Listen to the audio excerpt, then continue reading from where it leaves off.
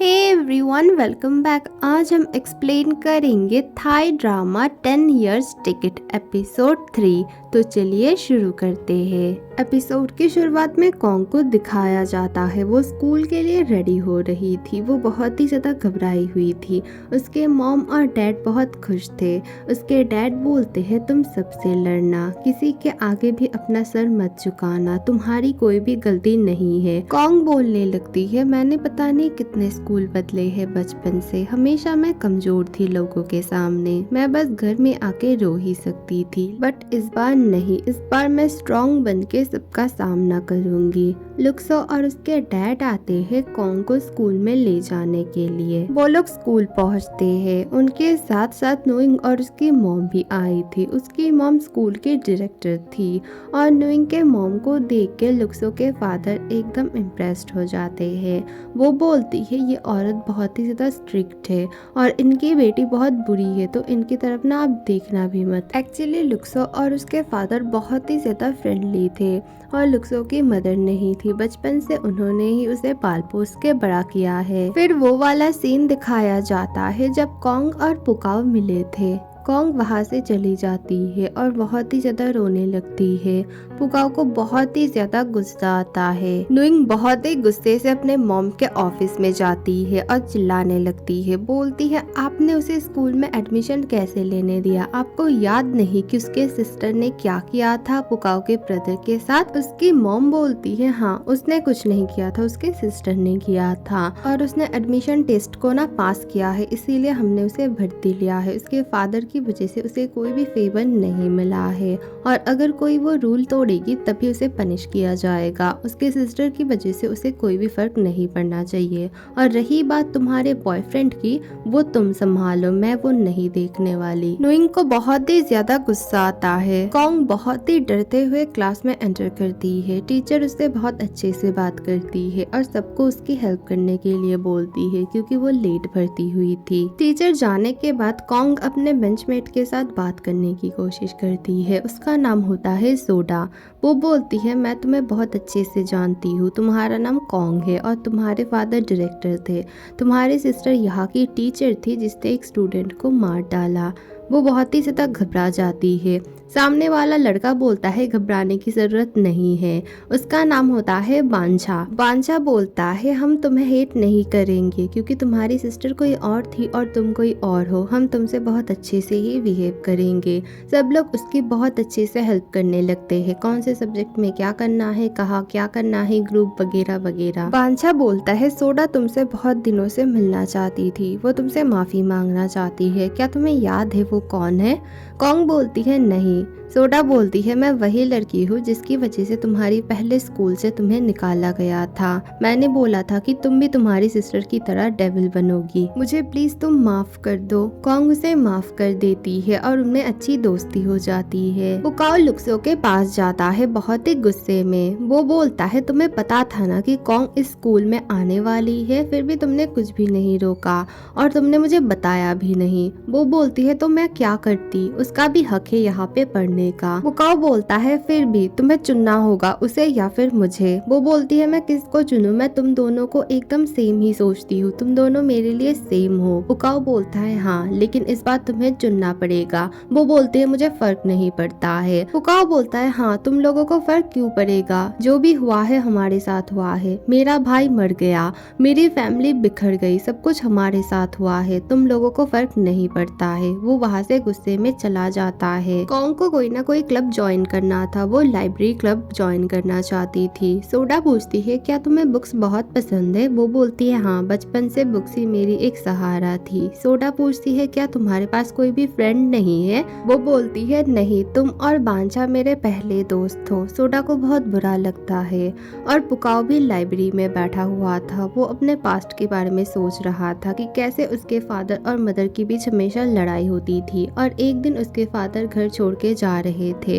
उसने और उसके मदर ने बार बार उन्हें रोकने की कोशिश की, लेकिन वो चले गए और उसने अपने मॉम को संभालना शुरू किया। कॉन्ग लाइब्रेरी में घूम घूम के सब कुछ देख रही थी। फिर वो देखती है पुकाओ बैठ के रो रहा था। वो भी रोते हुए वहाँ से जाने लगती है।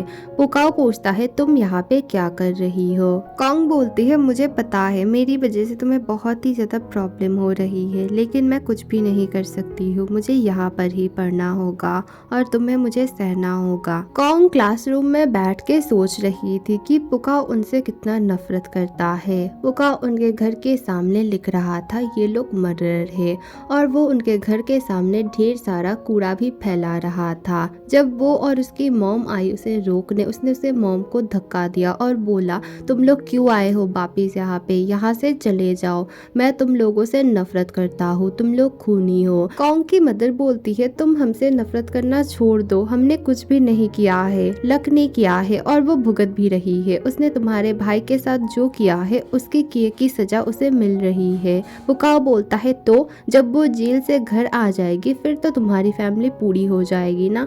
मेरा भाई कभी भी वापस नहीं आएगा और ना ही मेरी फैमिली फिर से जुड़ेगी। मेरे मॉम डैड अलग हो गए, तुम लोगों के साथ कुछ भी नहीं हुआ है, तुम लोग एकदम पहले जैसे ही हो। तुम सबको यहाँ से जाना चाहिए हमारे नजरों से दूर, या फिर तुम लोग मर जाओ। कॉन्ग बोलती है नहीं हम कहीं नहीं जाएंगे, हम मरेंगे भी नहीं, हम लड़ेंगे और मुझे पूरा विश्वास है कि मेरे सिस्टर ने कुछ भी नहीं किया है, मैं उसके साथ हूँ। प्रेजेंट में कॉन्ग ब्रदर अंकल को निकालती है, वो उसे हमेशा साथ में ही रखती है। फिर वो रोते हुए लंच कर रही थी। लुक्सो उसे दरवाजे से देख रही थी और उसे भी बहुत बुरा लगता है। लुक्सो के पास नुइंग आती है और वो पुकाओ के बारे में पूछती है। पुकाओ ने अपना फोन ऑफ रखा था और वो स्कूल में भी नहीं था।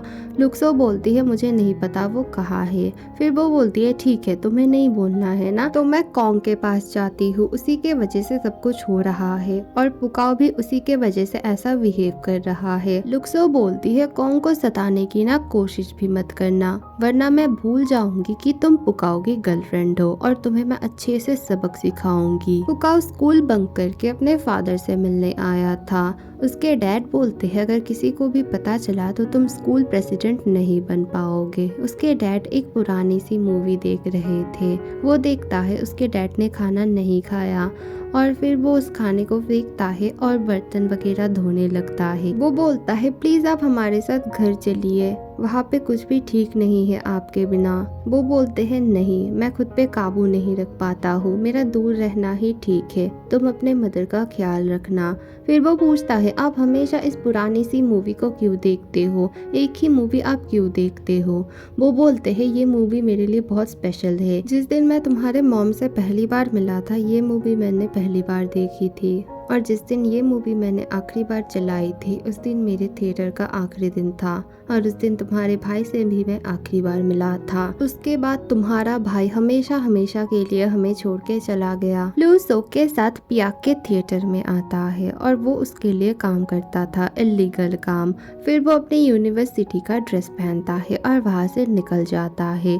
ये सब लुक्सो के डैड देख रहे थे, उन्हें बहुत गुस्सा आता है। वो पियाक को आके बोलते हैं तुम्हारी हिम्मत कैसे हुई और कितनी जिंदगियां तुम खराब करोगे, तुमने माई की जिंदगी खराब की, मेरी जिंदगी खराब की। पियाक बोलते हैं मैंने कुछ भी नहीं किया, मैं बस उसे काम दे रहा हूँ, उसे पैसों की जरूरत है उसके ग्रैंड मदर के इलाज के लिए, इसीलिए उसने यूनिवर्सिटी छोड़ दी और वो मेरे लिए काम करता है। तुम लोग हमेशा नाटक करते हो फैमिली फैमिली ये सब करके, तुम लोग कभी भी किसी का ख्याल नहीं रखते हो, अदरवाइज तुम लोगों को पता चलता कि इस लड़के के साथ क्या हो रहा है। लुक्सो बहुत ही ज्यादा परेशान थी। उसके डैड पूछते हैं क्या हुआ, वो सब कुछ बताती है कि कैसे पुकाओ के साथ उसकी लड़ाई हो गई है और कॉन्ग की भी बहुत बुरी हालत है और उससे ये सब देखा नहीं जा रहा है, वो किसे चुने। उसके डैड बोलते हैं किसी को भी नहीं, दोनों को ही अपने साथ रखे, इसमें चुनने वाली कोई बात नहीं है। तुम जिससे प्यार करती हो उनके साथ रहना तुम्हारा भी हक है और उनका भी। हाँ कभी कभी तुम्हें ऐसा लगेगा कि दोनों के बीच में तुम फंस गई हो, तुम्हें बहुत दुख होगा, फिर भी तुम्हें वहाँ से नहीं जाना है कहीं भी। फिर वहाँ पे आता है पुकाओ, क्योंकि उसका बैग स्कूल में छूट गया था और वो लुक्सो ले आई थी अपने घर। लुक्सो के डैड उन दोनों को फिर से दोस्ती करने बोलते हैं। लुक्सो बार बार सॉरी बोलती है और पुकाओ मान जाता है। कॉन्ग को बहुत ही ज्यादा होमवर्क वगैरह करनी पड़ रही थी क्योंकि वो लेट भर्ती हुई थी। वो ब्रदर अंकल से हमेशा बात करती थी। तभी उसे फ्लू कॉल करके नीचे बुलाता है। वो उसके लिए उसकी फेवरेट डिश लाया था। वो खाते खाते बहुत सारी बातें कर रहे थे। कॉन्ग बोलती है पता है स्कूल में ये हुआ वो हुआ, मेरे दोस्त हुए पहली बार। ये सब सुन के उसे बहुत अच्छा लगता है।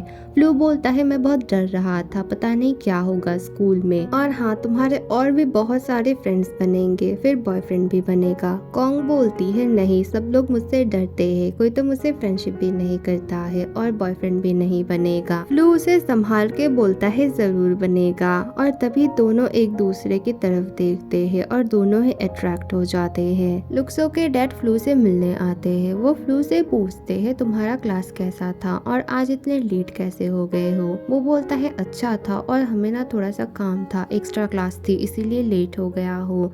वो बोलते हैं हाँ ठीक है। फिर वो बोलते हैं अच्छा मुझे एक बात करनी है तुमसे।